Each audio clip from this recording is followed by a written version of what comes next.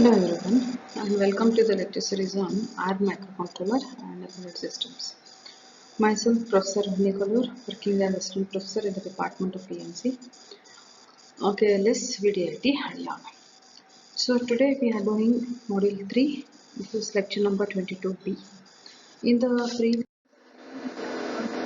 the components of an embedded system and we had studied about the basic elements of an embedded system, that is core, IO ports, output port, input port, sensors and memory, as well as we dealt about the communication interfaces and other systems or other ICs which are required for the smooth operation of the embedded system. So next what we have is, in today's lecture we'll study about the first processor, that is the core of an embedded system, and in that we'll be learning about how core will make our embedded system better one. Okay, and depending upon our requirement how to select a particular processor, that also we'll study. First one, we have a digital signal processors. The microprocessor and microcontroller we have studied in the previous lecture, and digital signal processors are actually microprocessors designed specifically to meet the computational demands and power constraints of today's embedded audio, video and communication applications. So wherever signal comes into picture, there and all will be using a digital signal processors. So the digital signal processors are 2 to 3 times faster than the general purpose microprocessor in a signal processing application. This is because the architectural difference between the two. If I use a normal microprocessor, it will not be having that architectural support what a DSP has. So DSPs implement algorithms in hardware.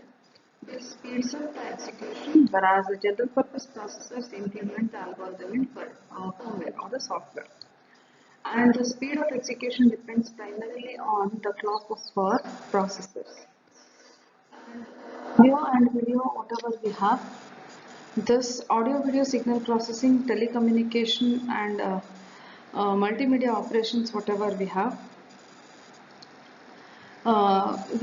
that will be used for this particular thing. So the digital signal processing employs a large amount of real-time calculations. So whenever we want a sum of product or product of some convolution or fast Fourier transform, like that kind of applications, then we'll be going in for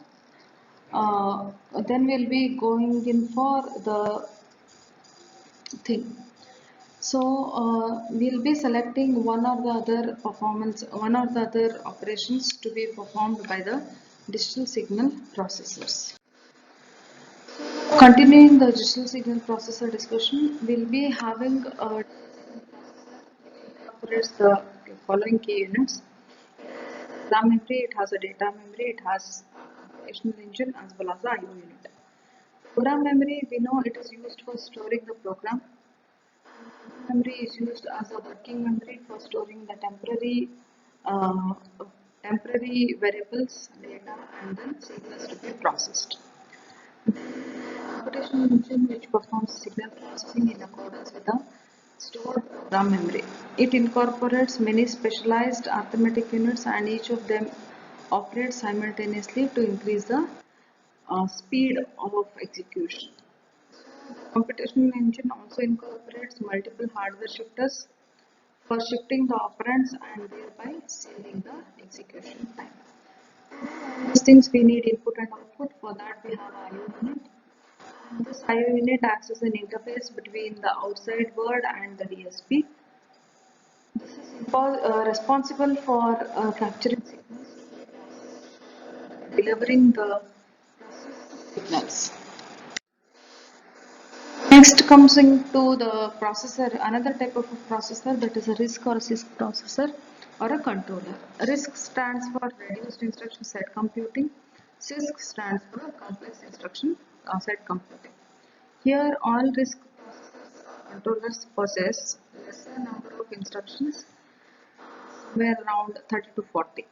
Okay, the example for RISC processor is Atmel AVR microcontroller, and it has only 32 instructions. Whereas CISC is complex instruction set computing.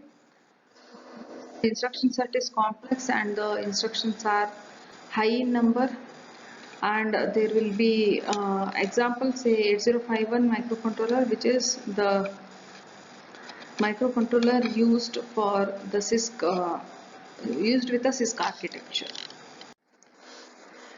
This is a list of RISC and CISC differences. Instructions, CISC has greater number of instructions, and having instruction pipelining, and this instruction pipelining includes the, so here no instruction pipelining.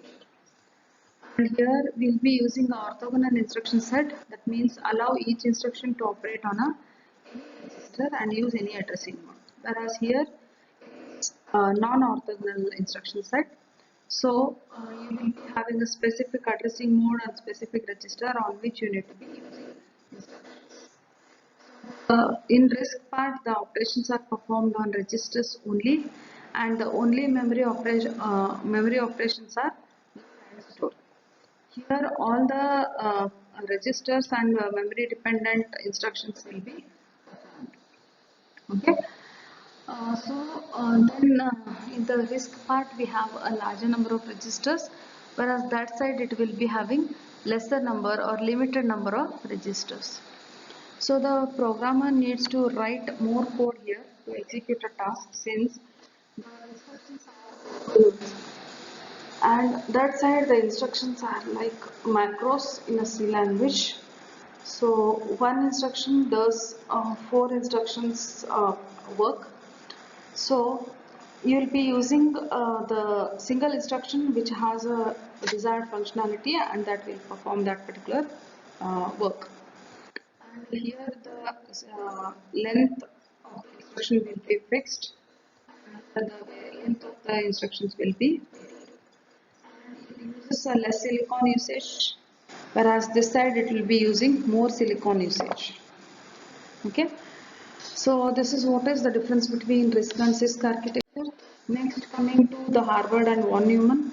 All of this we know when we studied microprocessor and microcontroller chapter, or microcontroller and subjects. So we have we'll take up first von Neumann architecture. In von Neumann architecture, microprocessor or controllers based on von Neumann architecture share a single common bus. Okay. So share a single common bus for fetching both the instructions and data. Program instructions and data are stored in a common main memory. So they first fetch the instruction and then fetch the data. Okay. So here for one single instruction you need to do 2 fetches. Architecture is referred to as Princeton architecture because it was developed by the Princeton University. So here the main thing is it uses a single common bus. Coming to the Harvard architecture, it produces the separate, it provides you the separate data bus and instruction bus. So it allows the data transfer and program fetching to occur simultaneously on both the buses. The data memory can be read and written while the program memory is being accessed. So separate memory allows us to use instructions, allows one instruction to execute the next instruction to be fetched. So it can be using a pipelining feature here. This is the difference between and a von Neumann architecture. Here what happens is separate bus is there for instruction and the data fetching, whereas here single shared bus as it is shown here. And it is easier to pipeline, whereas this is difficult and it will be performing the performance level whatever we have is low here compared to this, and it is high. So here the cost of the Harvard architecture is comparatively high, and this side it will be cheaper one. So the Harvard architecture provides no memory alignment problems, whereas it is there because it uses a single shared memory data. Since the data memory and program memory are stored physically in different locations, no chances of accidental corruptions of program memory. But here, because they are there in a single chip, there are chances of accidental corruption of a program memory at the von Neumann architecture. Then coming to one more type of a processor, which is big endian or little endian processor or a controller. So the endianness is nothing but the order in which the data is stored in the memory by the processor operations in a multi-byte system. Suppose the word length is 2 byte, then the data will be stored in two different ways. Okay. So the two different ways are nothing but it is the higher order data byte at the higher address and lower order data byte at the lower address. This is one case. When we do like this is called a little endian, and the example processors which use this little endian concept is Intel 6. The other type of arrangement is lower order byte at the higher address and higher order byte at the lower memory address. So this is called as big endian method, and we use Motorola 6806 processors which uses this big endian method. What happens is it is telling us the difference between endian. Little endian, it means that the byte 0 is at the byte base address plus 0, byte 1 at plus 1, plus 2, plus 3. That means if you look at the base addresses here, say this is 20,000, 20,001, 3. Lower byte is at the lower address, higher byte is at the higher address. So this indicates that this is a little endian processor, and we will be arranging the bytes in this particular order. Whereas coming to the big endian, what happens here is the byte 3, that is the higher byte at the lower address and lower byte at the higher address. Reverse the representation or reverse the availability of the bytes and the addresses. This is called as big endian. Depending upon the requirement, we will be selecting big endian or a little endian processors and will be executing. So in the today's lecture, we have learnt about the different types of processors in a embedded system. We have learnt what is von Neumann hardware architecture. We have learnt what is RISC architecture, and also we have learnt the different little endian and then big endian processors. So the next we will be doing it in the next class. Till then, take care.